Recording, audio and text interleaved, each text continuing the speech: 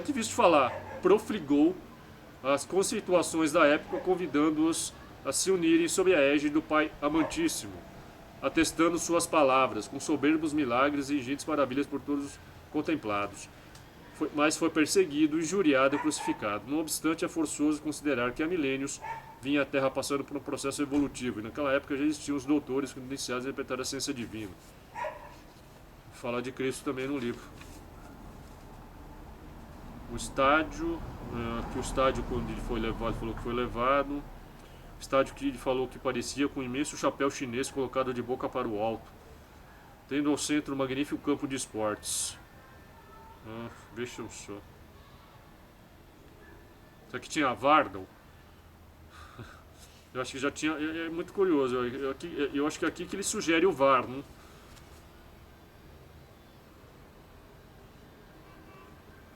O jogo consiste na movimentação rápida e constante dos jogadores sobre os círculos expostos por todo o campo, cabendo aos defensores impedir os atacantes, que vêm pulando de círculo em círculo, de atingir a sua meta. É isso.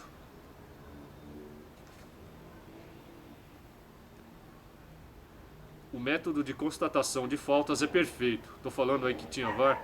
Não pode haver burla. Os juízes humanos são substituídos por aparelhos de alta sensibilidade que acusam sem perigo de engano o infrator. É o VAR. É o VAR. Ele antecipou o VAR, gente. Meu Deus do céu. Mais de 50, 70 anos antes do VAR. Só que esse VAR funcionava, né? Não é esse VAR aí, por exemplo, até na Europa ainda funciona razoavelmente, né? Não funciona até bem, mas no Brasil é um desastre o VAR, né? Olha só. Quer dizer que ele antecipou o VAR, gente. Como ele falou aqui, é um jogo de inteligência, força e técnica, né? Une natação, futebol e xadrez. Pilotando um disco voador. Que levou ele pra ver como é que é a pilotagem de um disco voador.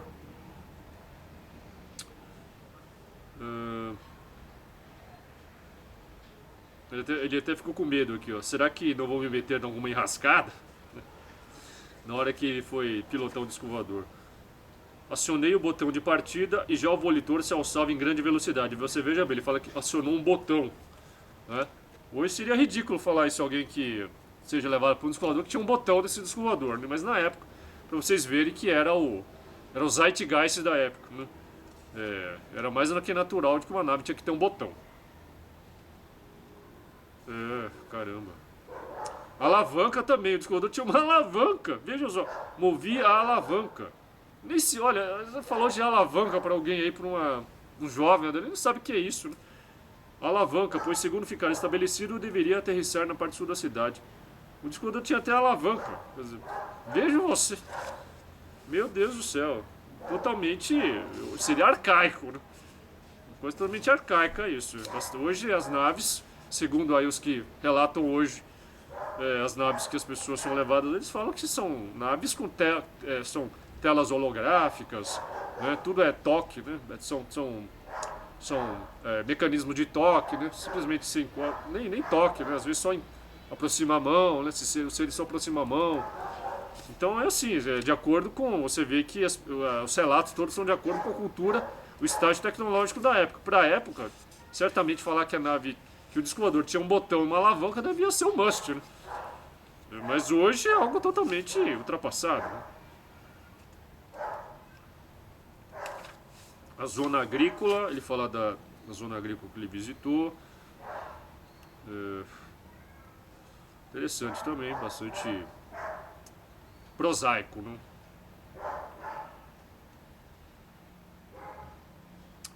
Também o livro é um tanto quanto paroquial, né? Paroquial, assim. Nas oficinas dos discos voadores. Também teve uma oficina de discos voadores. Olha que interessante. Isso aqui, ele antecede. Olha aqui.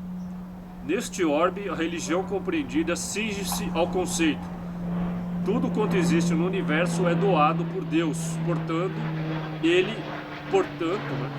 Tá escrito, acho que tá errado aqui. Portanto, ele é o único doador universal. Tá portando.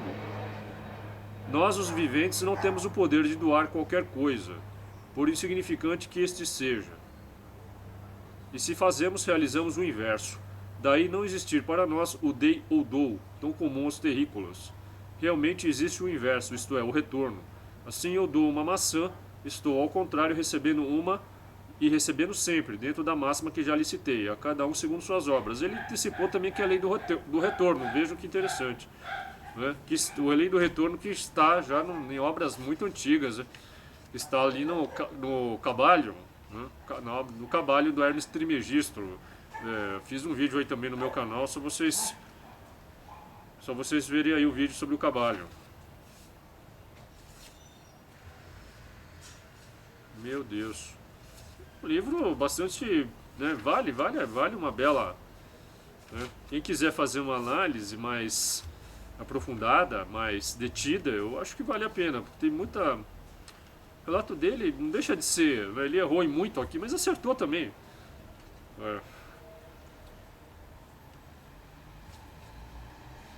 Coisa. Bom, deixa eu passando rapidamente, porque creio que todos vocês estão querendo que eu fale mais do Arthur Berlet, né?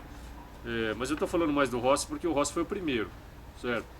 E eu creio que o Arthur Berlet ele possa ter, talvez, não sei, não posso falar isso, possa ter talvez bebido um pouco na fonte aqui do Antônio Rossi, já que o livro dele foi lançado uma década depois. Dou graças a Deus, Rossi. Olha só. Será que os seres voltaram depois? Deixa eu ver se fala alguma coisa. Tá certo. Aí ele diz que depois que ele foi devolvido, né? Levaram ele de volta, né? Assim que ele saiu, ele disse assim: eu fiquei pesaroso e senti algo estranho. Qualquer coisa de esquisito passava-se em mim. Achava desconcertante e desajustado o ambiente do meu próprio mundo. Habituara-me facilmente ao conjunto maravilhoso do planeta que visitara. As suas indescritíveis belezas, e me encontrava com uma pessoa ao deixar a formosa sala de visita para ingressar de inopino numa rústica choupana. Estranhei o sítio em que aterrissamos, aquele campo coberto de uma vegetação raquítica, de enfraquecidos arbustos e raras árvores crescidas sob meio estio.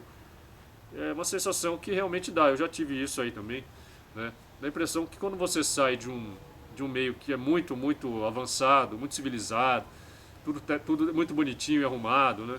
Eu acho que alguns de vocês também podem ter tido essa experiência já, né? Aí de repente você você faz uma viagem e vai para um meio assim que é o inverso, né? Totalmente degradado, local feio, degradado, cheio de problemas sociais, tudo pichado, tudo ferrado, né? Você tem um choque, você não consegue se adaptar, né? É muito difícil você voltar a se adaptar. Depois que você conhece o paraíso, né, você já não consegue mais viver em parte alguma. Você não consegue. Sua mente não se ajusta mais. Ela, né? Então eu até acho melhor que as pessoas, se a pessoa depois tiver que voltar para o inferno, ela não passe pelo paraíso, porque depois será uma tortura muito maior, né?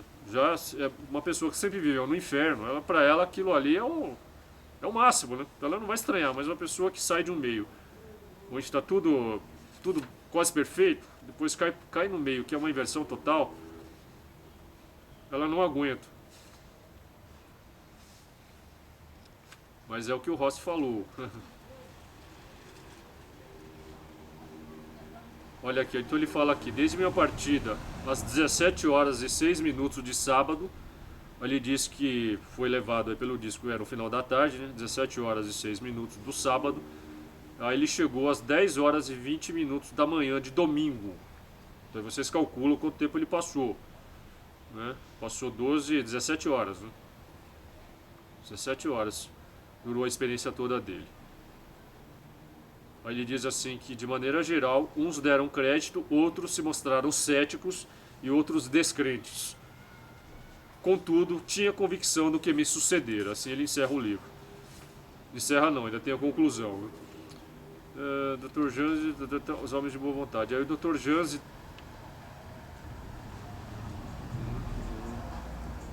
uma mensagem que o Dr. Jansley passou, ele publica no final, na conclusão, a mensagem que o Dr. Jansley passou ao Rossi. Ele simplesmente teria transcrito essa mensagem. Deverás todos nós... aquelas mesmas mensagens de sempre, né? Paz, bem-aventurança, vamos tomar jeito aí, vamos acabar com o ódio, acabar com as guerras. Essas mensagens contatadas são sempre o mesmo. Sempre, não muda praticamente nada. Ajudem-se mutuamente para serem ajudados. Tá aqui, ó. Regozijamo-nos perante o Criador por tudo quanto se fizerem em prol dos seus semelhantes na terra. Infelizmente, faltam-me os recursos literários peculiares a uma prosopopeia convincente. Que isso, está muito bem escrito. E para o desempenho desta missão, vali-me do salutar concurso de amigos que, sobremodo, auxiliaram-me a concretizar esta obra. Então o Rossi fala que pessoas o ajudaram a escrever, né? Ele era metalúrgico, né? Não sei se ele tinha dotes, mas olha, se ele escreveu aqui uma parte, algo assim, então tem que estar bem escrito, né? As pessoas naquela época, nos anos 50, tinham uma educação assim, mas infinitamente superior às que as pessoas passaram a ter a partir dos anos 80, 90, né? Pessoas com a primeira série do primário já sabiam ler e escrever perfeitamente. Então ele era metalúrgico, mas as pessoas, mesmo com uma formação, eu não sei, ele não fala exatamente qual a formação dele, né, escolar, mas se fosse, mesmo que fosse primária, ele já teria certamente assim, uma escrita muito boa, né? Primeira série do primário a pessoa já saía lendo e escrever perfeitamente. Aí ele encerra com a frase de Jesus em João 14:2: na casa do meu pai há muitas moradas.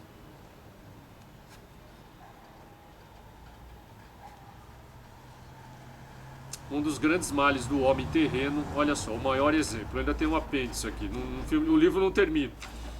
E está todo em negrito esse apêndice, muito legal. Um apêndice aqui de 2, 4, 5 páginas. O maior exemplo, um dos maiores males do homem terreno é pronunciar palavras ditas pelo cérebro. E os senhores não imitem palavras ditadas pelo cérebro? Eu não compreendo, Dr. Jansley, perguntou o Rossi, indagou o Rossi. Aí o Jansley responde: sim, nossas palavras também são formadas no cérebro, mas antes de ser emitidas, são purificadas pelo coração. Vou dar-te uma... Olha que bonito, isso aqui eu achei bonito, né?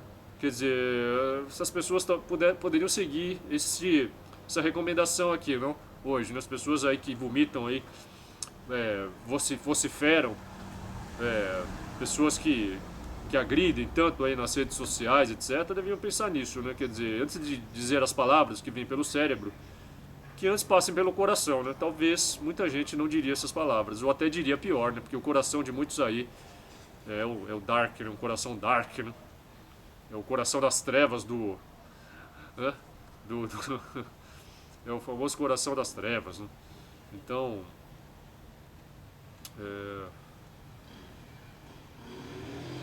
quando da passagem pela terra,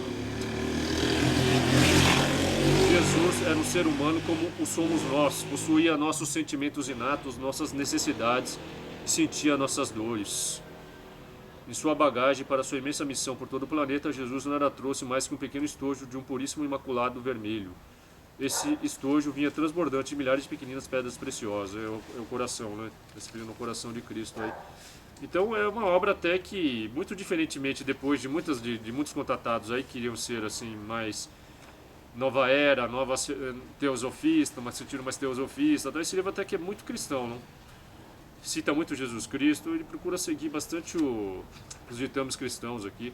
Eu vou encerrar então com as últimas palavras do livro, está escrito assim: como vedes, meu irmão, para não alegardes que a natureza vos deixou na escuridão, Deus onipotente vos enviou Jesus Cristo, essa insuperável luz para dissipar-vos as trevas, esclarecendo-vos o verdadeiro significado da vida. É isso, assim termina o livro do Rossi. Então fica aqui, olha, quem gosta desse tipo de relato pode até ler como um livro de ficção científica sem problema nenhum, né? Um livro do Antônio Rossi. Vamos agora ao livro do Berlet. Vamos ao relato do Arthur Berlet, que tem muitas semelhanças aí com o Rossi, né? E o livro do Berlet O Berlê que morreu em 94, né? Nasceu em 31, em Sarandi, na cidade de Sarandi, no Rio Grande do Sul, e morreu em 94. Ele era descendente de imigrantes alemães e franceses que se miscigenaram com sangue ibérico e caboclo, né? O livro dele, este aqui, Os Discos Voadores, da Utopia à Realidade, narrativa de real viagem a outro planeta, certo? É como se fosse um remake, parece um remake do livro do Ross, Num Disco Voador Viajei a Outro Planeta. Até o título é um pouco parecido, né? Narrativa de uma real viagem a outro planeta, certo? Este livro aqui, eu tenho que até falar a respeito. Ele me foi presenteado, está bem surrado até o exemplar. Esse livro aqui, que é uma primeira edição de 67, né? Esse livro teve várias edições, hein? Publicado pela editora e gráfica A Região, lá de Sarandi, né? Primeira edição brasileira em 67, editado pela Portinho Cavalcante do Rio de Janeiro, com 1000 exemplares. Até esclarece aqui. Traduzido e editado em alemão em setembro de 72 pela editora Ventla Verlag de Wiesbaden, Alemanha, com 10.000 exemplares. Traduzido e editado em finlandês por Gosta Malm, com 10.000 exemplares. Caramba! Segunda edição em português, com 3.000 exemplares, editado pela editora e gráfica Região de Sarandi, em maio de 78. Olha só isso. Atendemos pelo reembolso. Editora e gráfica Região, Rua 7 de Setembro, 1737, Sarandi, Rio Grande do Sul. O endereço do autor na época o endereço do caiu os meus livros aqui. Caramba. O endereço do Berlê na época era Rua Armínio da Silva 829, né? Então esse livro aqui, ele propriamente não foi publicado em 67, né? Está dizendo aqui que é uma segunda edição em português de maio de 78. Essa edição aqui me foi presenteada pela historiadora Benícia Couto Oliveira, com quem eu estudei durante a pós-graduação na Unesp, e uma pessoa muito legal, a Benícia. Não sei por onde ela anda, né?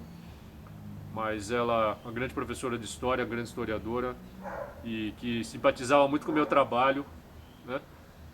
Pouca gente simpatizava, ela tinha uma grande simpatia pelo meu trabalho, a tese que eu estava fazendo sobre OVNIs, e ela muito gentilmente me deu de presente o livro. Se ela não tivesse me dado de presente, eu não teria o livro. E não teria podido escrever esse capítulo aqui do Contatados, né? Então eu tenho que agradecer muito a Benícia aí. Benícia, onde quer que você esteja aí, valeu, hein? Muita saudade de você. Foi uma época tão legal, né? Tão boa, os anos 90 ali, na Unesp. Não era... Não, a gente estava numa época ainda, se a gente for pensar bem, né? Nos anos 90 já também não era bolinho, não, né? Já estava muita guerra do Golfo, né? Ebola, muita desgraça acontecendo, mas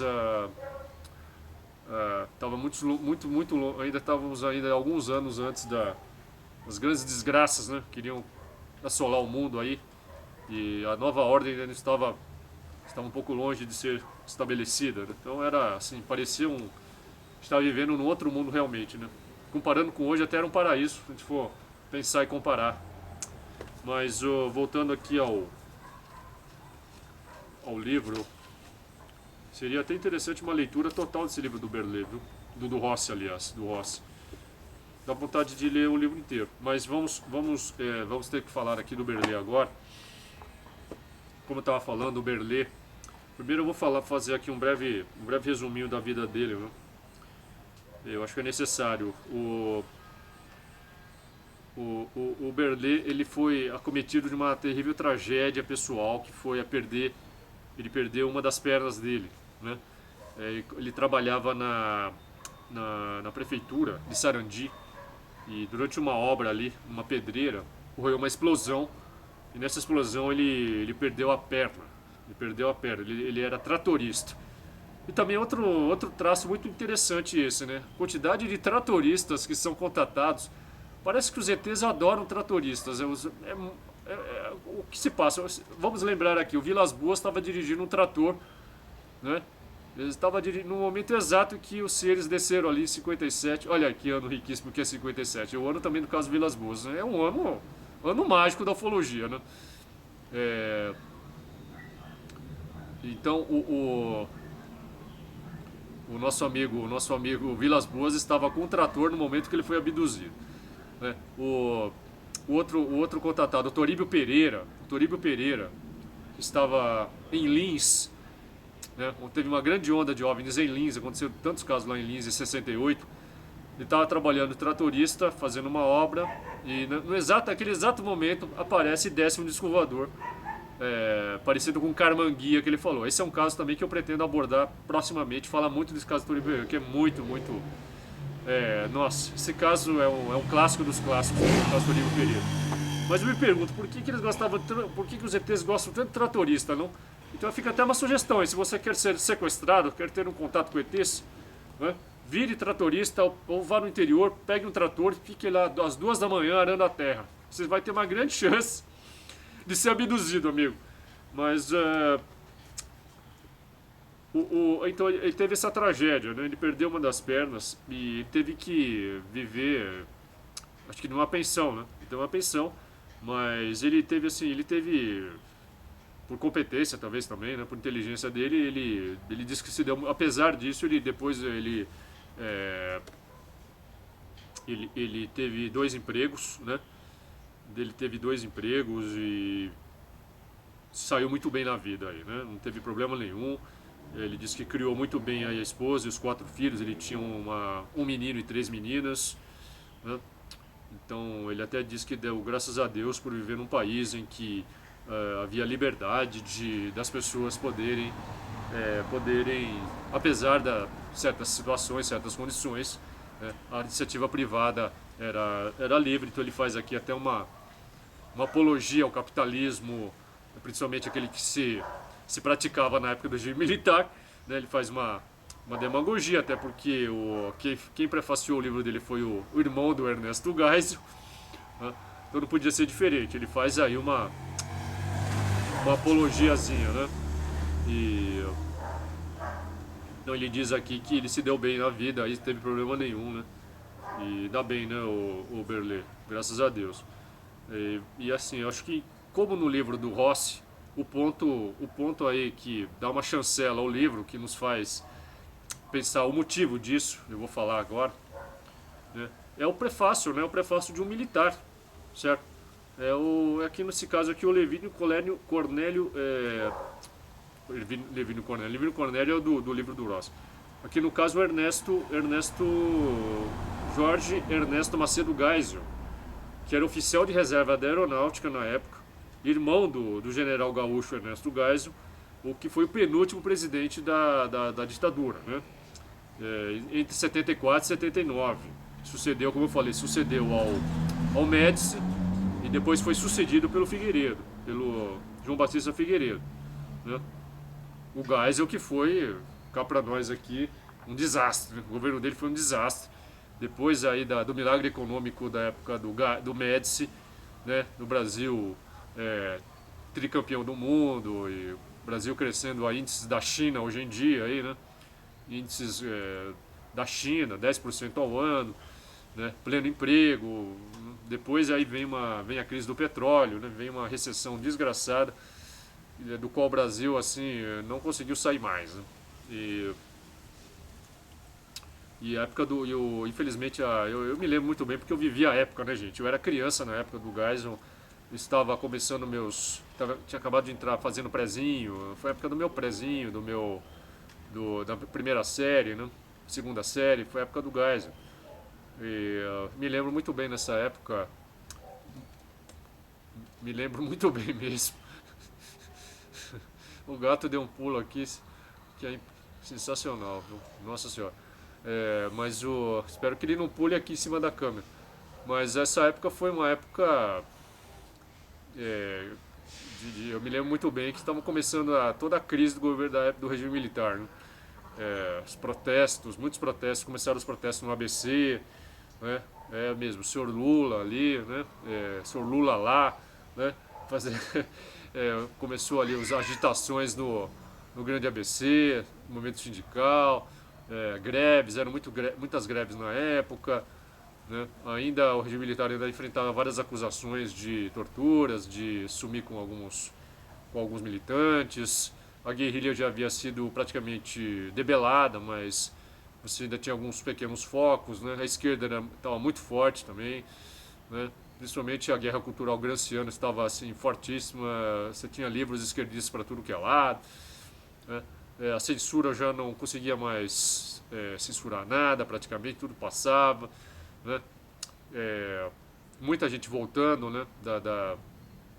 Do exílio, é, e assim a situação econômica muito ruim, né? O Brasil mergulhado numa recessão, e o Geisel gastando dinheiro a rodo em obras, algumas faraônicas, né? Que não levaram a nada, gastou-se uma fortuna, né?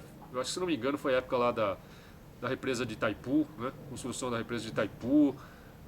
Se bem que, claro, a represa de Itaipu foi uma grande obra que está aí até hoje, né? Mas se gastou muito dinheiro. A Transamazônica não foi concluída, né? Teve muitas outras obras aí que ficaram no caminho. Uma gastança assim terrível. Aumentou-se enormemente o déficit público. A inflação pulou, né? Aumentou. Aí na época do gás eu já chegava aí a quase... Chegava assim, estava entre 5% e 10% ao mês, né? E, assim, já foi uma época de bastante decadência do regime militar, né?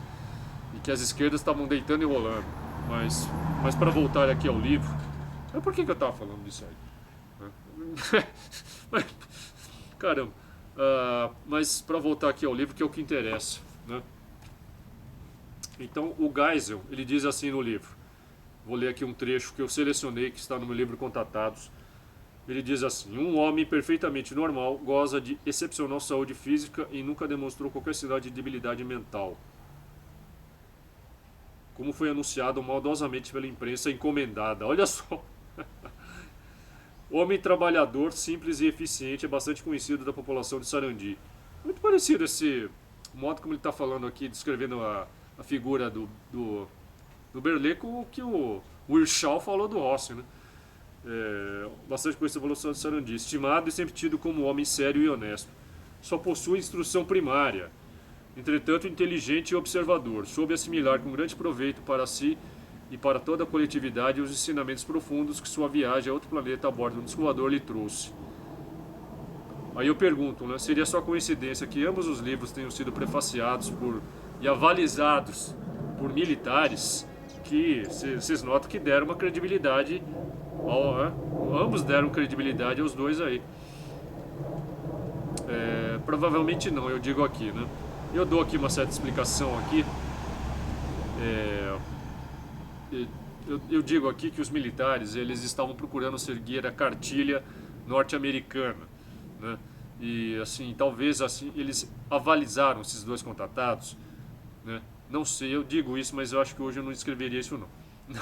Ele diz que eu digo aqui que talvez eles tenham dado esse apoio, esse aval para justamente que esses relatos de contatados, né, eles tirassem um pouco do crédito da ufologia séria, né, da ufologia séria, já que são relatos, convenhamos, né, hoje eu acho que muito pouca gente leva a sério esses relatos. Na época também muito pouca gente levava a sério. Assim, eu digo pouca gente não, eu digo ufólogos da linha mais científica, né, não levavam muito a sério, né.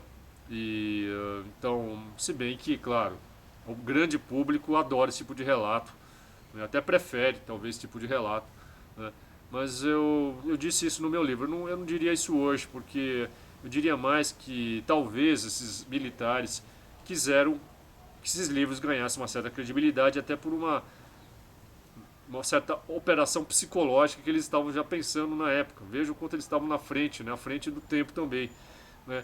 Quer dizer, seria assim para acostumar a população à presença mesma desses seres, né? Então, mesmo que o relato seja fictício, seja utópico demais, talvez eles quisessem dar um aval para que as pessoas passassem a dar mais crédito, né,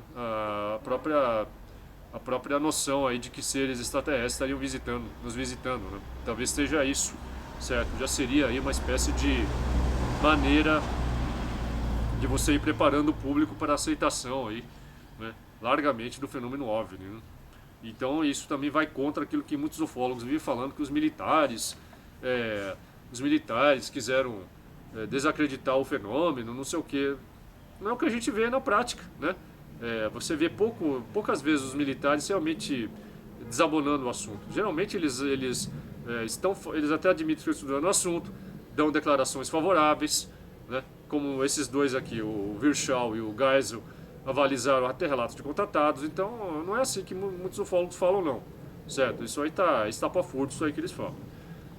Mas voltando aqui ao nosso amigo Berlet, não é? Não posso esquecer de falar isso. Eu estava falando de ufólogos, se não leva a sério, né? No caso desse livro do Berlet, quem avalizou esse livro foi quem? Foi o Walter Buehler, certo? O Walter Buehler, que faz o prefácio também, faz um dos prefácios, né?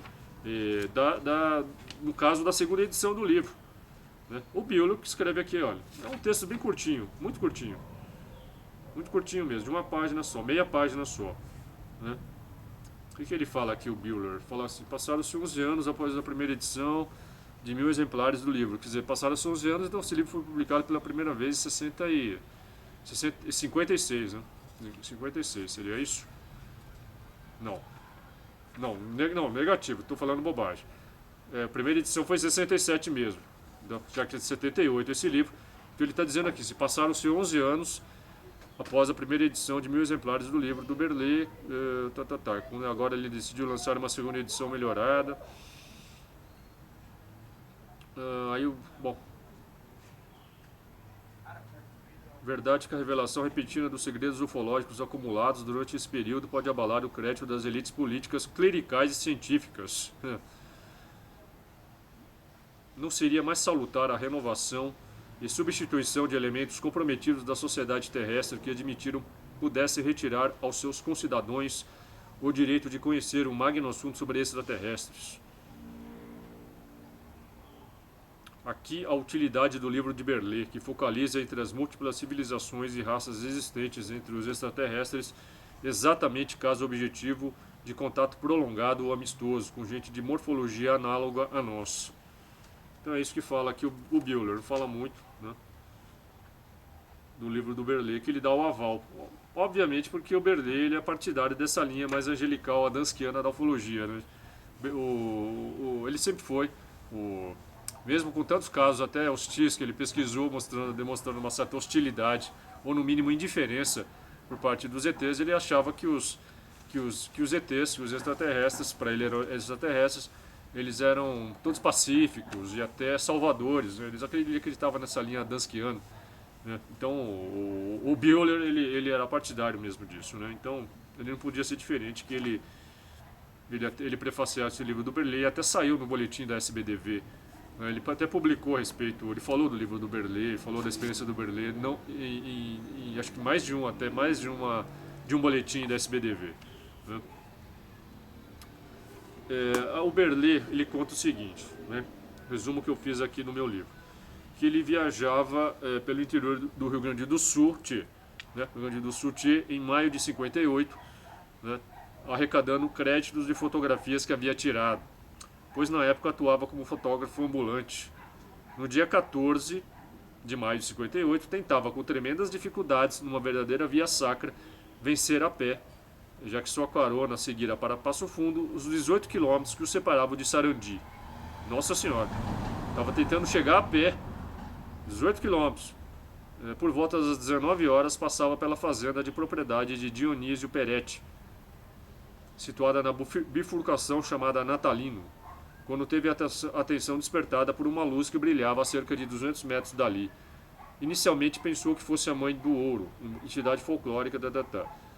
Ele atravessou a cerca de arame farpado e a 30 metros da luz viu que se tratava, na verdade, de um objeto na forma de duas bandejas sobrepostas, com cerca de 30 metros de diâmetro.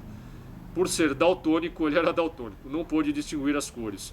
Aproximando-se ainda mais, deparou-se com dois vultos que projetaram um fortíssimo jato de luz em sua direção, ao que imediatamente perdeu os sentidos. Quando voltou a si, viu-se no interior de uma sala retangular amarrado a um tipo de cama de hospital. Minutos depois, dois seres o soltaram e o transferiram um compartimento anexo àquela sala. onde o obrigaram a vestir uma capa de mangas compridas. Levado a outro recinto, começou a passar mal. Sentia como se seu peso, 90 quilos, tivesse se reduzido à metade e seus membros aumentado de volume. Avalizou que sua fraqueza era devido ao fato de estar há muito tempo sem alimentar-se. Os mesmos que o escoltaram voltaram acompanhados de uma mulher trazendo uma bandeja de alimentos. Com o único talher disponível, que funcionava tanto como garfo ou colher, comeu algo parecido com carne e um farináceo escuro, da consistência de pão de ló. O gosto não era dos melhores. Bebeu uma água mais leve que o normal, que escorria incessantemente da torneira da pia. É muito engraçado isso, né? Qualquer hora eu vou fazer. Eu não fiz por falta de tempo ainda, um apanhado desses casos de pessoas que comem esses bolos ou pães que esses seres oferecem. Né? Os relatos batem de maneira assim muito assaz curiosa. Colocado diante de 4 ou 5 seres, tentou inutilmente entabular conversação com português, espanhol e italiano. Bom, para resumir aqui, aí os seres, um dos seres chegou nele e falou assim, Deutsch, alemão. Ele falou, alemão, ele falou alemão. E o Dart falou em alemão com os seres. E olha só, os seres falavam alemão, gente. Alemão. Né? Quer dizer, aí que está um detalhe. Né? Muitos acham que muitos desses seres, na verdade, são nazistas. Né? Nazistas remanescentes da Segunda Guerra que construíram bases aí na Antártida, sei lá mais aonde. Né? E no interior da Terra, sei lá. E são esses nazistas que pilotos e discos voadores se passando por ETs aí. É muito curioso que os seres lá de Adamsk também eram seres que lembravam muito os arianos alemães, né? E as próprias naves do Adamsk eram naves iguaizinhas àquelas naves que os nazistas construíram na Segunda Guerra Mundial. Né? Bom, mas não vou falar do Adamsk agora. E aí ele relata o que aqui? Bom, ele relata isso, ele falou que viu esse garfo, ele comeu com um garfo que ao mesmo tempo era garfo e colher. Né? Ele põe esse desenho aqui e é muito, não deixa de ser interessante que esse garfo ele lembra muito aqueles objetos ready-made, chamado ready-made, né? Aquelas obras de arte feitas pelos dadaístas nos anos 20,